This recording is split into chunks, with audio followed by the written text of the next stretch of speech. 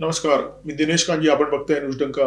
पश्चिम बंगालमध्ये तृणमूल काँग्रेसच्या नेत्यांनी जनतेकडून फेकल्या जाणाऱ्या सडक्या अंड्याचा धसका घेतलेला आहे. हा प्रयोग आधी सुरू झाला भाईपो अभिषेक बॅनर्जी यांच्यापासून आणि त्याच्यानंतर जनतेने हा प्रयोग सरसकट राबवायला सुरुवात केली. महुआ मैत्रा ज्या तृणमूल काँग्रेसच्या नेत्या आहेत, खासदार आहेत, त्यांनी या अंड्यांची इतकी दहशत घेतलेली आहे की त्यांनी भाजपच्या कार्यकर्त्यांना धमकावलेलं आहे. माझ्यावर अंडी फेकण्याचा प्रयत्न कराल तर मी FIR करेन. न मागता ही अंडी मिळत आहेत आणि त्याची कारणं अनेक आहेत. पश्चिम बंगालमध्ये तृणमूल काँग्रेसची सत्ता 15 वर्ष होती आणि या सत्ता काळामध्ये विकासाचं नावनिशाण नव्हतं. बेरोजगारी प्रचंड वाढलेली, तरुण तरुणींचं मोठ्या संख्येने स्थलांतर सुरू होतं. त्यात भरीला भर म्हणून बांगलादेशींची घुसखोरी, गुंडगिरी, दहशतीचे प्रयोग हे सगळंच. आणि या सगळ्याच्या मोबदल्यात जनता आता त्यांना अंड्यांचा प्रसाद देते.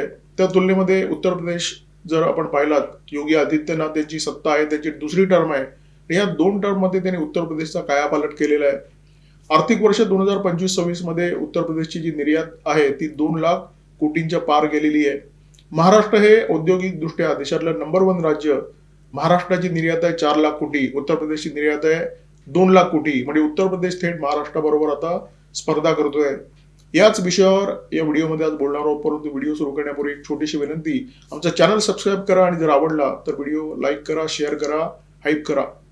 या देशातले जे डावे, पुरोगामी आणि लिबरल विचारवंत आहेत, खरं तर विचार जनता आहेत, त्यांना हिंदुत्वाची प्रचंड ॲलर्जी आहे. भगवा बघितल्यावर यांना पोटदुखी सुरू होते. हिंदुत्वाला या मंडळींनी कायम बदनाम करण्याचा प्रयत्न केला. हिंदुत्व म्हणजे संकुचित, हिंदुत्व म्हणजे बुरसटलेलं, हिंदुत्व म्हणजे मागास आणि धर्मनिरपेक्षता म्हणजे काय? धर्मनिरपेक्षता म्हणजे पुढारलेलेपण, धर्मनिरपेक्षता म्हणजे पुरोगामित्व. खरं तर वास्तव खूप वेगळं आहे. प्रत्यक्षात जे चित्र आहे ते नेमकं उलट आहे. योगी आदित्यनाथ जे भगवादारी आहेत, त्यांनी गेल्या 2 टर्ममध्ये उत्तर प्रदेशचा कायापालट केलेला दिसतो. ममता बॅनर्जी यांची सत्ता पश्चिम बंगालमध्ये 3 टर्म होती, परंतु त्यांच्या कार्यकाळामध्ये पश्चिम बंगालचं अर्थकारण रसातळाला गेलेलं दिसतं आणि पश्चिम बंगाल घुसखोरीच्या प्रांतामध्ये नंबर 1 बनलेला दिसतो. हिंदुत्ववाद्यांची सत्ता ज्या ज्या राज्यामध्ये आहे तिथे तिथे भरभराट झालेली दिसते. ममता बॅनर्जी यांनी मुख्यमंत्री पदाची शपथ घेतली 2011 मध्ये. योगी आदित्यनाथ यांनी त्याच्यानंतर 6 वर्षांनी म्हणजे 2017 मध्ये मुख्यमंत्री पदाची शपथ घेतली आणि त्यावेळी सामनामधून त्यांच्यावर टीका करण्यात आली होती की राज्य चालवणं, मठ चालवण्या इतकं सोपं नाहीये. प्रत्यक्षात योगी आदित्यनाथ यांनी जे काम केलं, त्यांना 2 टर्म मिळाल्या. त्या 2 टर्म मध्ये त्यांनी जे काही काम केलं त्या कामाला तोड नाहीये आणि याच कामामुळे उत्तर प्रदेश हे देशातलं आर्थिकदृष्ट्या नंबर 2चं राज्य बनलेलं आहे. 2017 पासून भाजपला उत्तर प्रदेशमध्ये सलग 2 टर्म मिळाल्या. योगी आदित्यनाथ सलग 2 टर्म मुख्यमंत्री आहेत आणि या 9 वर्षाच्या काळामध्ये उत्तर प्रदेशने जो काही विकास केलेला आहे तो थक्क करणारा विकास आहे. उत्तर प्रदेशमध्ये 2025-26 या आर्थिक वर्षामध्ये 2,13,00,000 कोटींची निर्यात केलेली आहे आणि याच्यामध्ये सर्वाधिक जो वाटा आहे तो इलेक्ट्रिक आणि इलेक्ट्रॉनिक वस्तूंचा आहे. एकूण निर्यातीच्या तुलनेमध्ये जवळपास 30% आणि निर्यातीचा जो आकडा आहे तो 46,960 कोटी इतका जबरदस्त आहे. उत्तर प्रदेशमध्ये भाजपची सत्ता येण्याच्या आधी समाजवादी पार्टीची सत्ता होती आणि या सत्तेच्या काळामध्ये समाजवादी पार्टीचे मुख्यमंत्री अखिलेश यादव यांनी एक योजना राबवली होती, एक जिल्हा एक माफिया. एक एक जिल्हा एक एक माफियाला आंदण दिला होता. हे सगळे माफिया समाजवादी पार्टीचे आधारस्तंभ होते. त्यामुळे सत्तेवर आल्यानंतर योगी आदित्यनाथ यांच्यासमोर सगळ्यात मोठं आव्हान होतं या माफियांचं. कायदा सुव्यवस्था अत्यंत रसातळाला गेली होती. अशा प्रकारची परिस्थिती होती की संध्याकाळी 7 नंतर महिला घरातून बाहेर पडत नव्हत्या. घरातून बाहेर पडणं हे त्यांच्यासाठी अत्यंत धोकादायक बनलं होतं. योगीनी या माफियांवर कारवाई सुरू केली. माफिया एक तर तुरुंगात गेले किंवा ढगात तरी गेले. जे माफिया बाहेर आहेत ते आक्रंदन करत होते, पोलिसांना विनंती करत होते की आम्हाला तुरुंगात टाका, जेणेकरून आमचं जीवित तरी सुरक्षित राहील. माफियाओं को मिट्टी में मिला दूंगा अशी घोषणा योगी आदित्यनाथ यांनी विधानसभेमध्ये केली होती आणि त्यांनी ती प्रत्यक्षात उतरवली.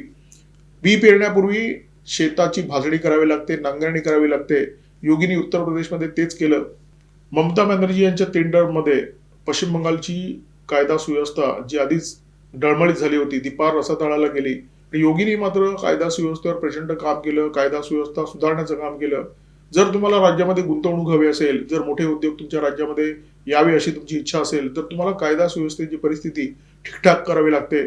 जर जनता निर्भय नसेल तर उद्योजक निर्भय कसे असतील?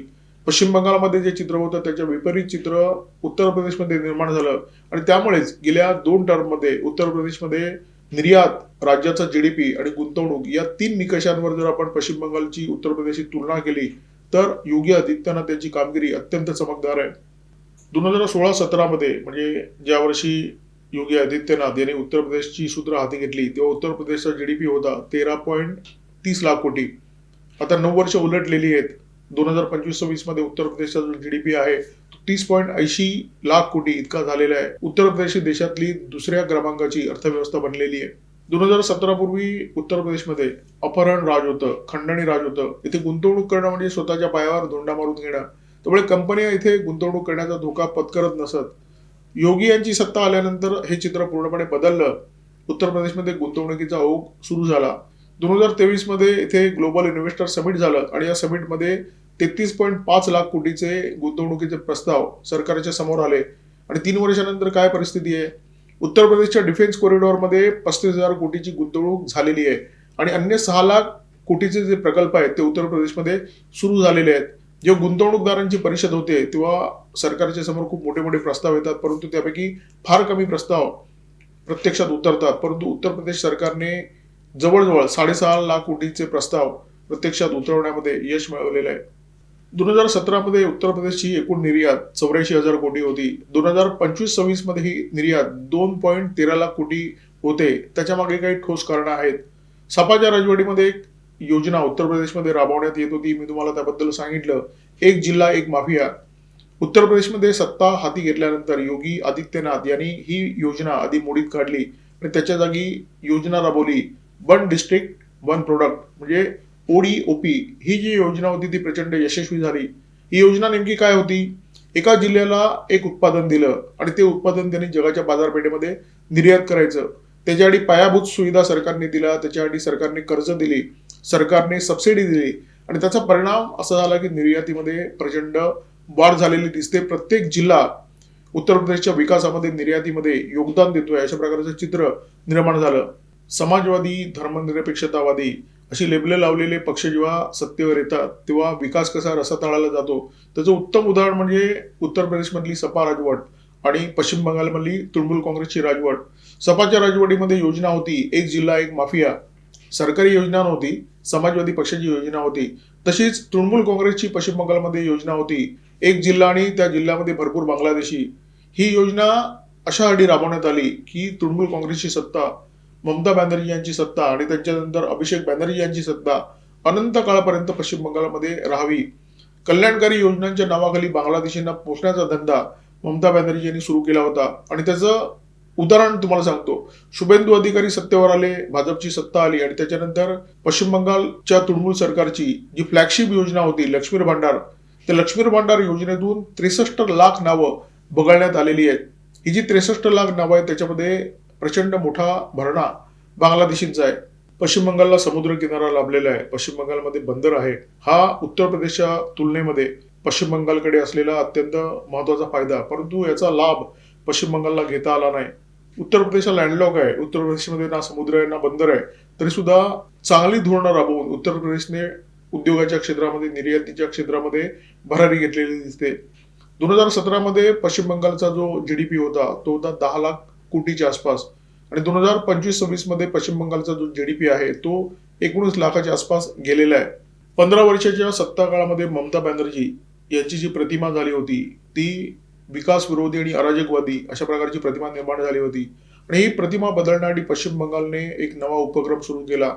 पश्चिम बंगाल ग्लोबल बिझनेस समिट.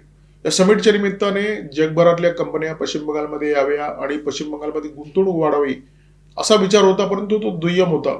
खरा विचार हा होता की या समिटच्या निमित्ताने पश्चिम बंगालमध्ये ममता बॅनर्जी यांची जी प्रतिमा निर्माण झालेली आहे विकास विरोधी प्रतिमा, ती प्रतिमा सुधारावी, एक नवी प्रतिमा ममता बॅनर्जी यांची निर्माण करावी हा उद्देश या उपक्रमाच्या मागे होता. त्याच्यामुळे राज्य सरकार या उपक्रमावर प्रचंड मोठा खर्च करायची, जाहिरातबाजीवर प्रचंड मोठा खर्च व्हायचा, परंतु हाती काय लागलं?